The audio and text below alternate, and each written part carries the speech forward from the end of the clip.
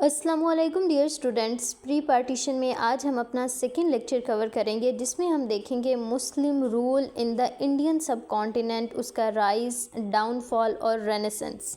अब यहाँ पे तीन चीज़ें जो हैं आज के लेक्चर में हमने डिस्कस करनी है। प्रीवियस हमारा जो फर्स्ट लेक्चर था प्री पार्टीशन का, उसमें हमने देखा था कि इंडियन सब कॉन्टिनेंट में अराइवल ऑफ इस्लाम किस तरह से हुआ था, कि मोहम्मद बिन कासिम और उनसे पहले जो अरब ट्रेडर्स थे वो किस तरह से इस्लाम को सब कॉन्टिनेंट में लेके आते हैं और फिर यहाँ पे जो है किस तरह से मुस्लिम रूलर्स अपना रूल इस्टेब्लिश करते हैं और सब कॉन्टिनेंट में इस्लाम की तबलीग के साथ साथ यहाँ पे जो एडमिनिस्ट्रेशन का सिस्टम है उसको किस तरह से चेंज किया जाता है।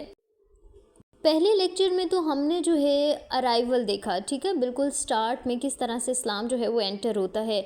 आज के लेक्चर में हम तीन डायमेंशंस पे बात करेंगे। पहले हम देखेंगे राइज़, कि किस तरह से यहाँ पे मुस्लिम रूल जो है उसका उरूज आया। मुख्तलिफ हमारे पास मुस्लिम डायनेस्टीज़ जो हैं वो यहाँ पे इस्टेब्लिश हुई, जिनके डिफरेंट जो रूलर्स थे उन्होंने यहाँ पे रूल किया।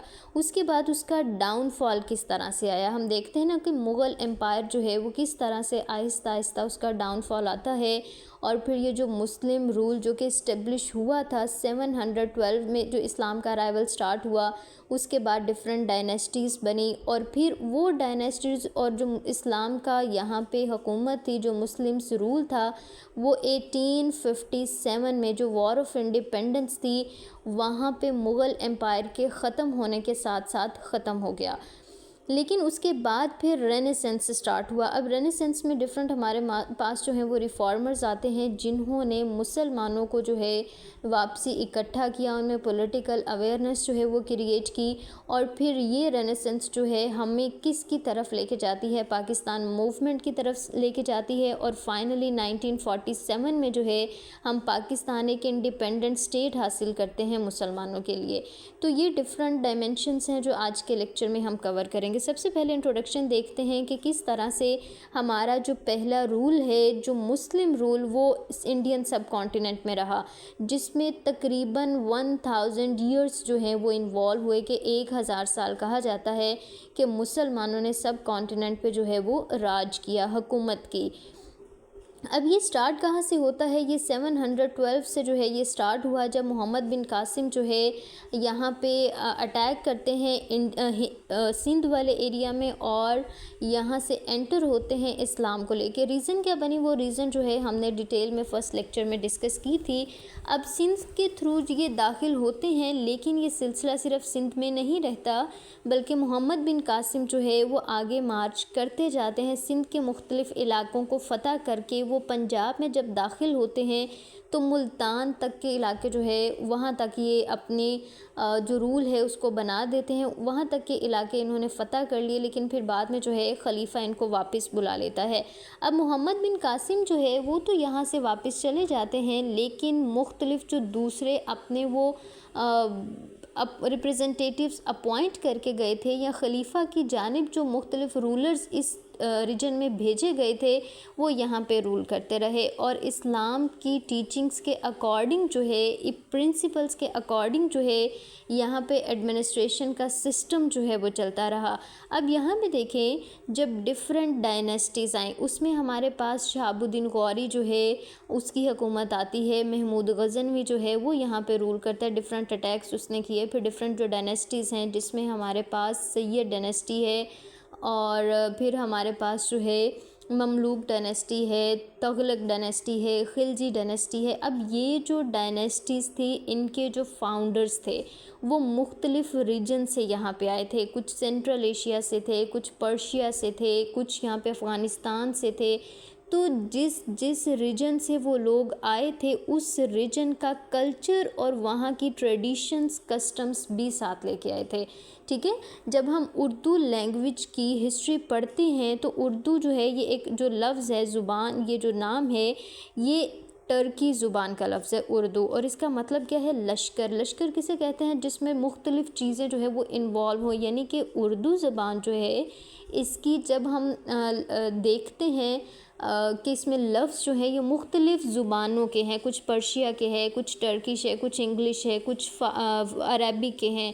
तो इससे पता चलता है कि यहाँ पे जो सब कॉन्टिनेंट का कल्चर है ना वो भी ब्लेंडेड है।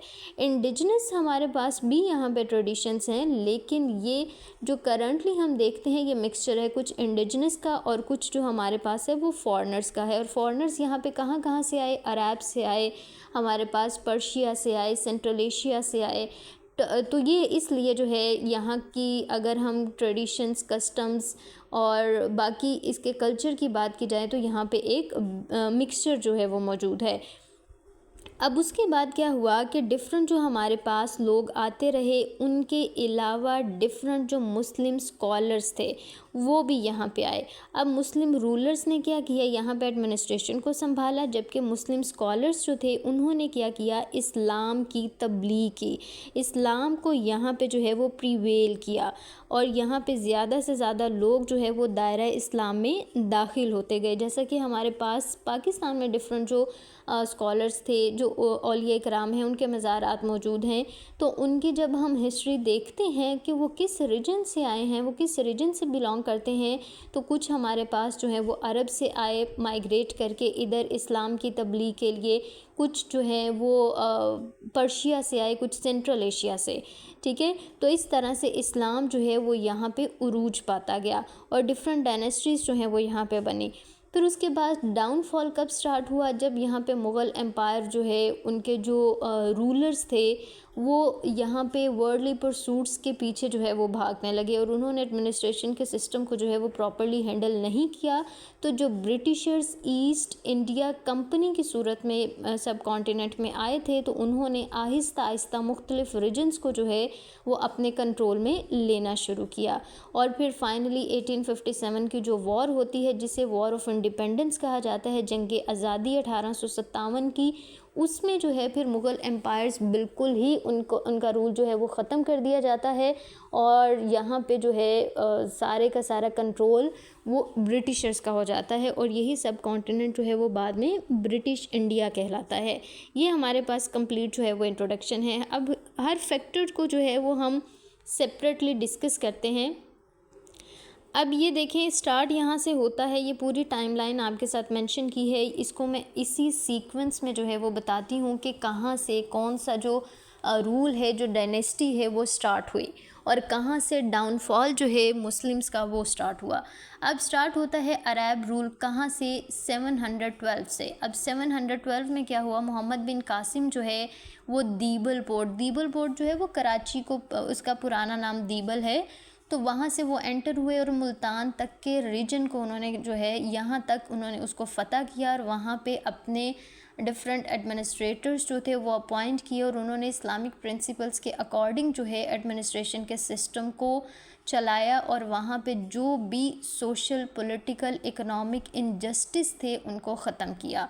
ठीक है, ये फ़र्स्ट एंट्री थी इस्लाम की और यहाँ से जो है एडमिनिस्ट्रेशन में इस्लामिक प्रिंसिपल्स को इनकॉर्पोरेट किया।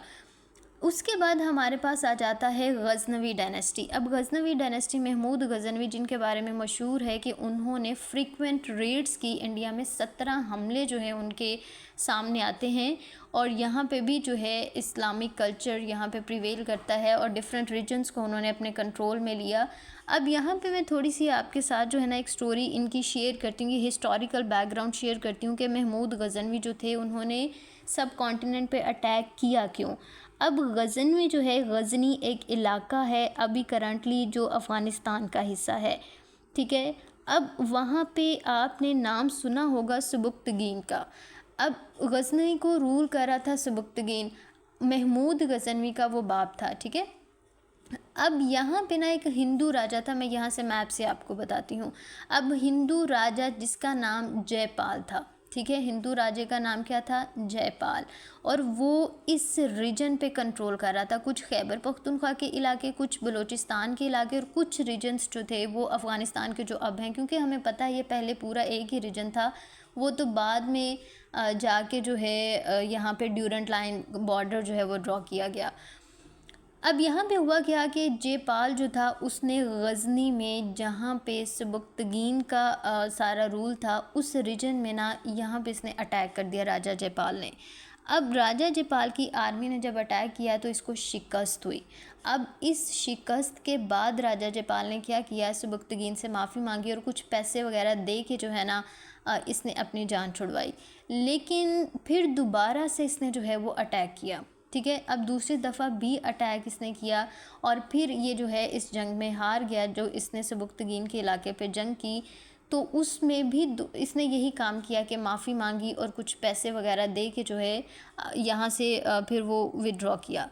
लेकिन जब तीसरी दफ़ा पता चला कि राजा जयपाल जो है वो दोबारा हमले करने की कोशिश कर रहा है, तो फिर महमूद गज़नवी जो थे उन्होंने ख़ुद यहाँ पे आके इंटरवीन किया और इन रीजन्स में, ये जो खैबर पख्तूनख्वा और बलूचिस्तान के रीजन्स है ना, वहाँ पे फिर अटैक करके और हिंदुओं के मंदिर जो थे, जो सोमनाथ का मंदिर था, उस पे अटैक करके जो है इनके जो मेन किले थे ना, ठीक है, जो स्ट्रॉन्ग पॉइंट्स समझे जाते थे, उनको जो है वो टारगेट किया था, ठीक है। तो ये इसकी हिस्ट्री है कि महमूद गज़नवी जो है वो किस तरह से यहाँ पे एंटर होता है।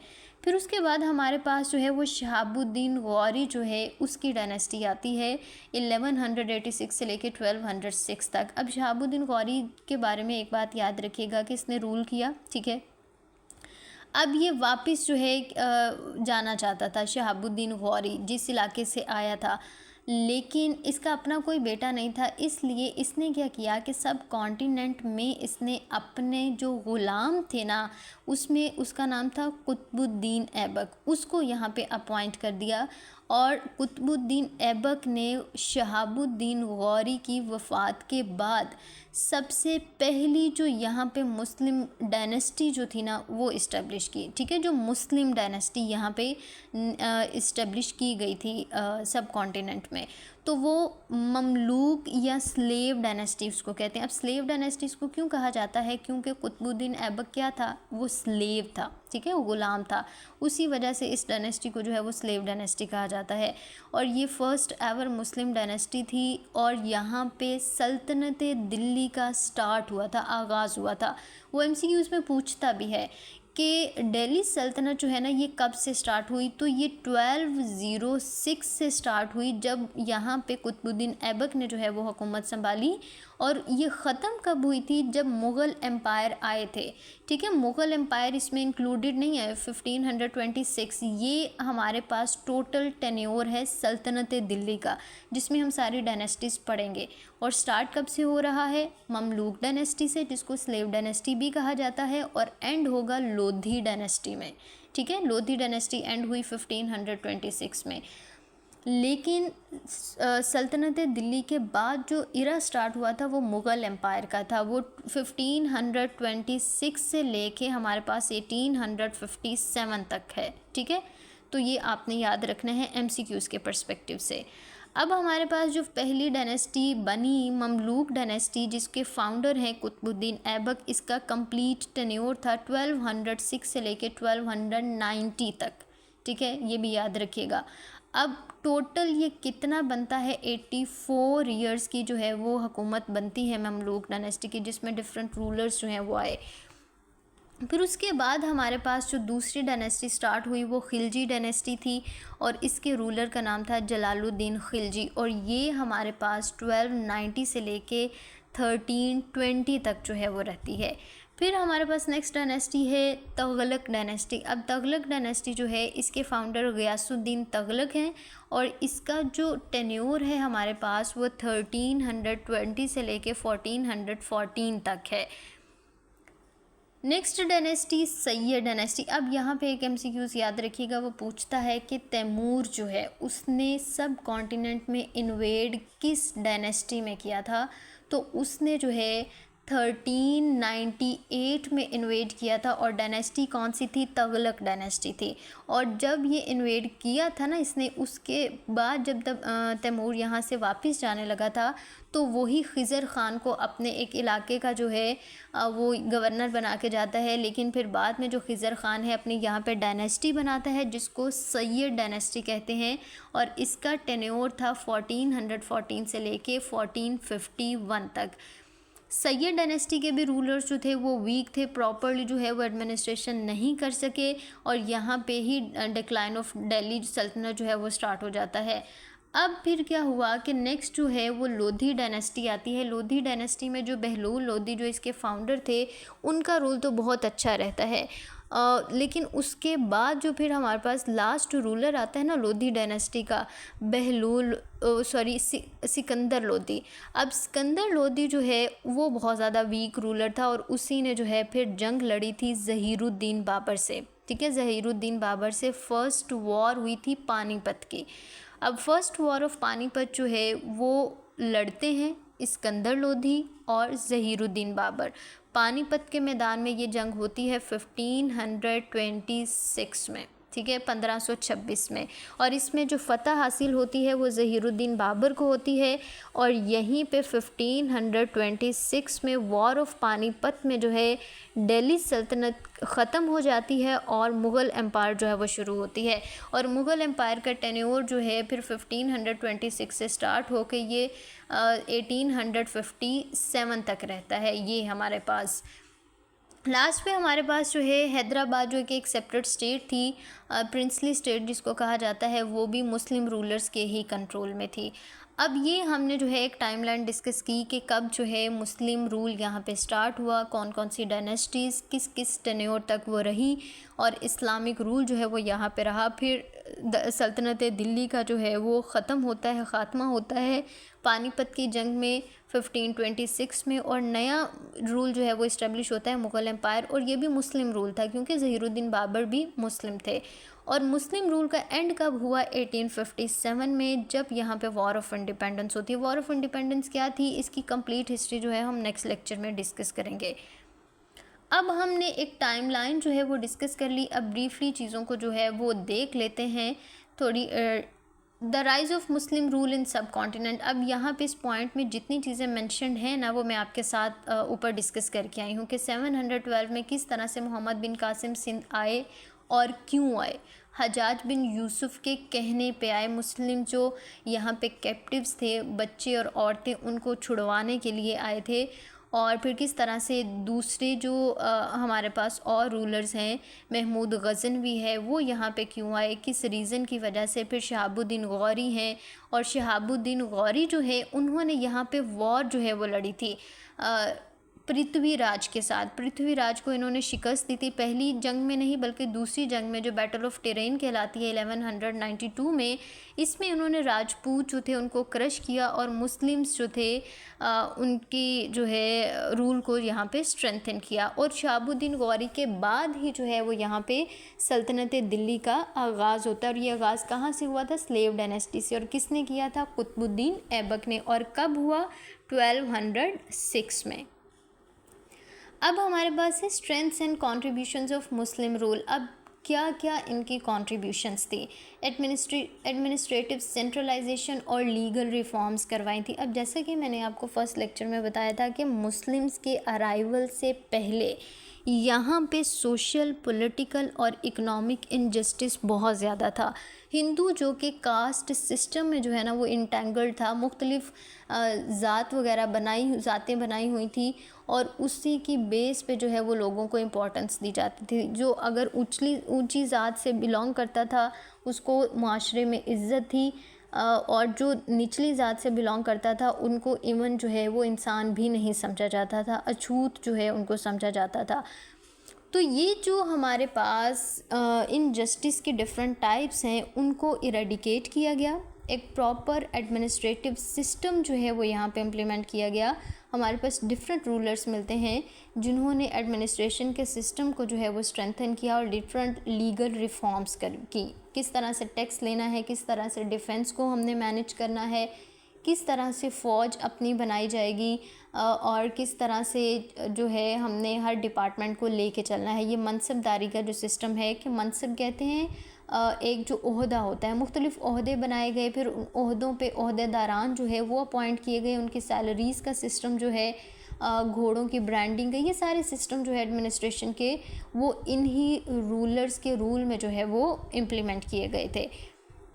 फिर हमारे पास आता है कल्चरल सिंथेसिस और रिलीजियस टॉलरेंस। अब जो हमारे पास मोहम्मद बिन कासिम आए और उनके बाद भी जो मुख्तलिफ मुस्लिम रूलर्स थे, उन्होंने रिलीजियस टॉलरेंस का सिस्टम ज़रूर इम्प्लीमेंट करवाया था कि किसी भी किस्म की कंपल्शंस नहीं थी कि जो हिंदू है उनको जो है फोर्स किया जाता कि आप इस्लाम कबूल करें। ठीक है, जो एडमिनिस्ट्रेशन ने काम किया था वो ये था कि इस्लामिक प्रिंसिपल्स यहाँ पर प्रिवेल किए थे कि किसी को भी जो है किसी किस्म के इनजस्टिस का सामना ना हो, सबके फंडामेंटल राइट्स जो हैं वो उनको मिले।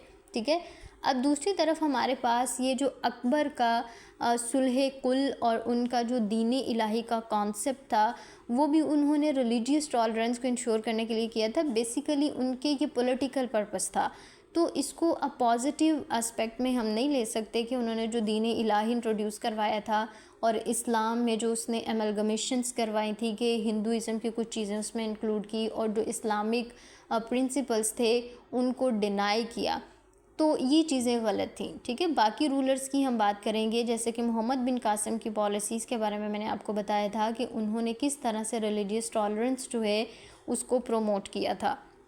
फिर हमारे पास है economic prosperity and urban growth. मुख्तलिफ जो है हमारे पास अर्बन एरियाज़ डेवलप किए, आगरा सिटी, दिल्ली सिटी, लाहौर, हैदराबाद, ये हमारे पास जो है कि किस तरह से मुस्लिम रूलर्स ने इन चीज़ों को बनाया, इन अर्बन एरियाज़ को बनाया। आगरा सिटी किस तरह से डेवलप किया गया, और ट्रेड रूट्स। अब मैं आपको एक ट्रेड रूट की एग्जांपल भी दूंगी, GT road, grand trunk road. ठीक है, ये हमारे पास बहुत इम्पॉर्टेंट है, जो बांग्लादेश और ये इंडिया के रीजन्स को और फिर अफ़गानिस्तान के साथ इसको कनेक्ट करता था। ये इम्पॉर्टेंट ट्रेड रूट होता था जो शेर शाह सूरी ने जो है वो डेवलप किया था।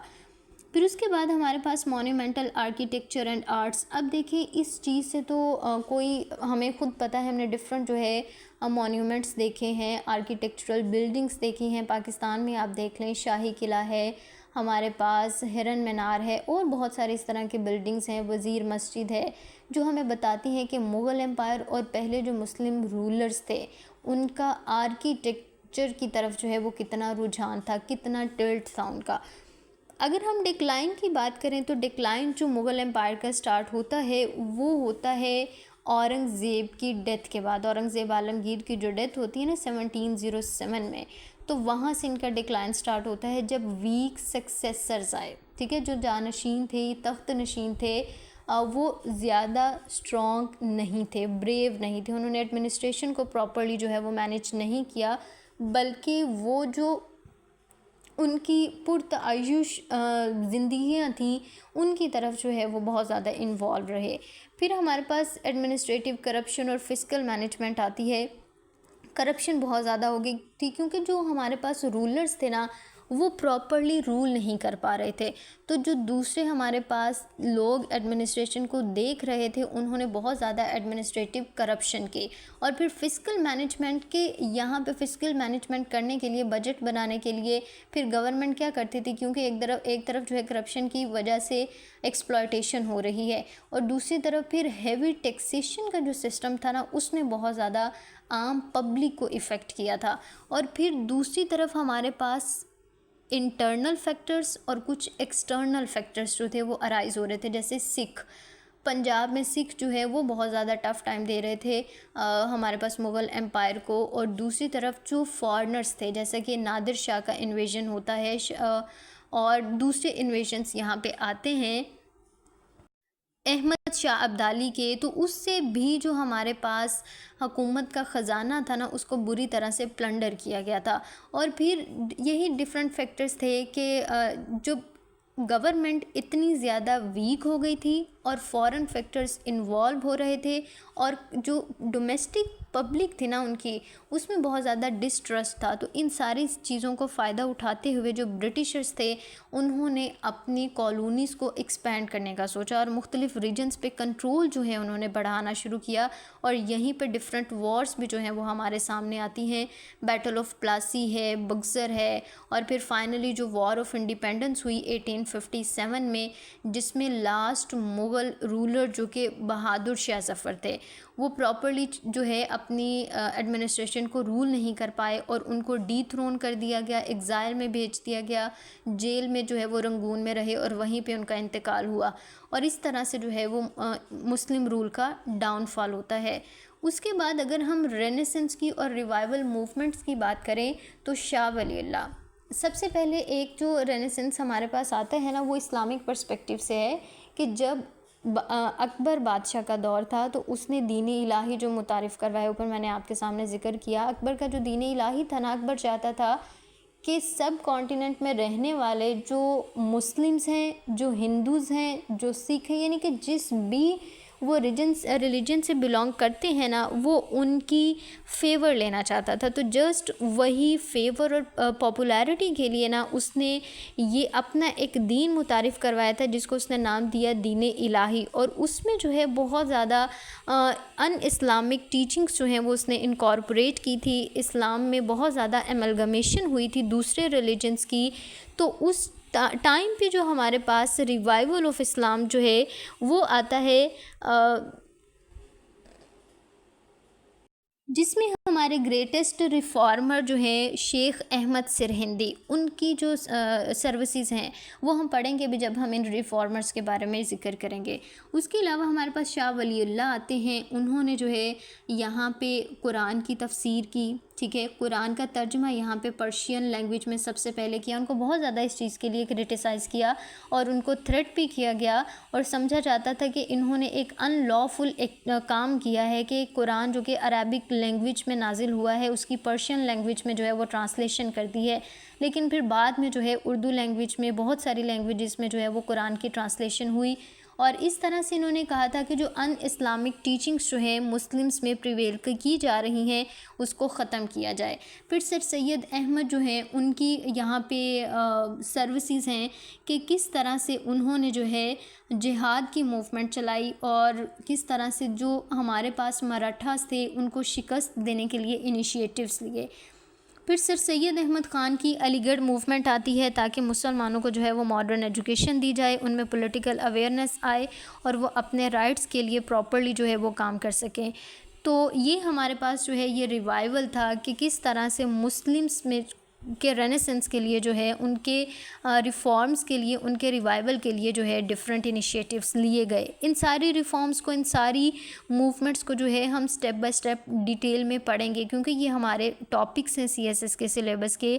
हमारे पास अलीगढ़ मूवमेंट होगी, शाह वली अल्लाह की सर्विसेज होगी और जो हमारे पास फर्स्ट रिफॉर्मर है शेख अहमद सिरहिंदी, उनकी सर्विसेज होगी। तो उन पे हम डिटेल्ड डिस्कशन करेंगे।